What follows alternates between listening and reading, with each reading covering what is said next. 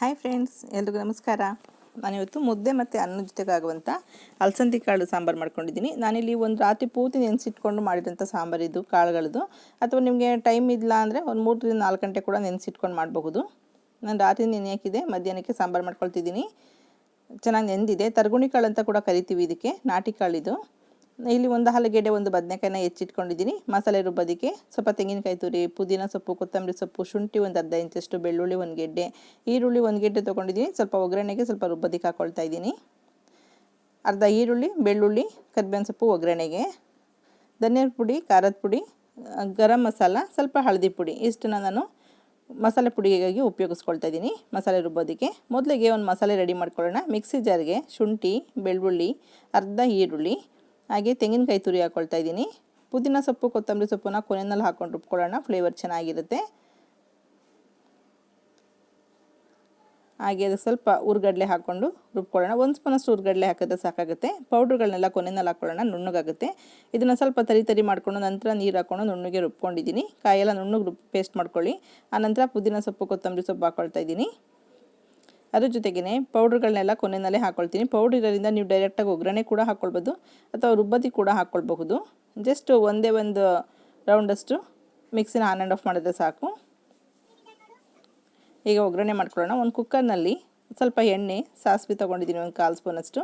ಹಾಗೆ ಈರುಳ್ಳಿ ಅರ್ಧ ಗೆಡ್ಡೆ, ಬೆಳ್ಳುಳ್ಳಿ, ಕರಿಬೇವಿನ ಸೊಪ್ಪನ್ನ ಒಗ್ಗರಣೆ ಮಾಡ್ಕೊಂಡಿದ್ದೀನಿ. ಅದಕ್ಕೇನೆ ಮಸಾಲೆ, ಹಸಿ ಮಸಾಲೆ ಆಗಿರೋದ್ರಿಂದ ಮಸಾಲೆನ ಮೊದಲು ಎಣ್ಣೆಯಲ್ಲಿ ಬಾಡಿಸ್ಕೊಳ್ತಾ ಇದ್ದೀನಿ. ಸ್ವಲ್ಪ 1-2 ನಿಮಿಷ ಎಣ್ಣೆಯಲ್ಲಿ ಫ್ರೈ ಮಾಡ್ಕೊಳ್ಳಿ. ಹಾಗೆ ಅದಕ್ಕೇ ಒಂದು ಟೊಮೊಟೊ ತೊಗೊಂಡಿದ್ದೀನಿ. ಒಂದೇ ಒಂದು ಟೊಮೊಟೊ ಹಾಕ್ಕೊಳ್ಳಿ ಸಾಕು, ಚೆನ್ನಾಗಿರುತ್ತೆ. ಈಗ ಮಸಾಲೆ ಹಾಕಿದ್ವಲ್ಲ, ಮಸಾಲೆ ಟೊಮೊಟೊ ಎಲ್ಲ ಸ್ವಲ್ಪ ಸಾಫ್ಟಾಗಿ 1-2 ರಿಂದ 3 ನಿಮಿಷದಷ್ಟು ಮೀಡಿಯಮ್ ಅಥವಾ ಲೋ ಫ್ಲೇಮ್ ಇಟ್ಕೊಂಡು ಕುದಿಸ್ಕೊಳ್ಳಿ. ಮಸಾಲೆ ಕೂಡ ಹಸಿ ವಾಸನೆ ಹೋಗಿ ಒಂದು ಒಳ್ಳೆ ಪರಿಮಳ ಬರಬೇಕು. ಇಲ್ಲಾಂದರೆ ಎಲ್ಲ ಮಸಾಲೆನೂ ಸ್ವಲ್ಪ ಎಣ್ಣೆನಲ್ಲಿ ಫ್ರೈ ಮಾಡಿ ಕೂಡ ನೀವು ರುಬ್ಕೊಳ್ಬೋದು. ನಾನು ಇದೇ ಮಸಾಲೆಗೆ ಕಾಳು ತುಂಬ ಚೆನ್ನಾಗಿ ನೆಂದಿರೋದ್ರಿಂದ 1 ವಿಸಲ್ ಕೂಗಿಸ್ಕೊಂಡ್ರೆ ಸಾಕಾಗುತ್ತೆ. ಅಲಸಂದಿ ಕಾಳನ್ನ ಹಾಕ್ಕೊಳ್ತಿದ್ದೀನಿ. ಚೆನ್ನಾಗಿ ತೊಳೆದು 1-2 ಸಲ. ಆನಂತರ ಮಸಾಲೆ ಏನಿದೆ ಮಸಾಲೆನೆಲ್ಲ ಇದನ್ನು ಬಾಡಿಸ್ಕೋಬೇಕು.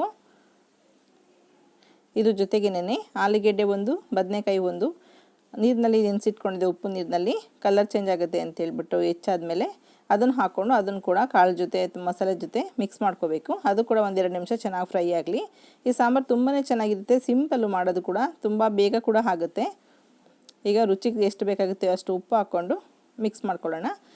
ಈಗ ನಮಗೆ ನೀರು ಎಷ್ಟು ಬೇಕಾಗುತ್ತೆ ಅವಶ್ಯಕತೆ ಇದೆ ನೋಡ್ಕೊಂಡು ನೀರು ಹಾಕ್ಕೊಳ್ಳಿ. ನಾನಿಲ್ಲಿ ಟೋಟಲ್ ಒಂದು ಅರ್ಧ ಲೀಟರ್ಷ್ಟು ನೀರು ಹಾಕ್ಕೊಂಡಿದ್ದೀನಿ. ನಾನಿಲ್ಲಿ ಒಂದು ಟೈಮ್ಗೆ ಅಷ್ಟೇ ಸಾಂಬಾರು ಮಾಡ್ಕೊಳ್ತಾ ಇರೋದು. ಒಂದು 4 ರಿಂದ 6 ಜನಕ್ಕೆ ಆಗೋಷ್ಟು ಸಾಂಬಾರು.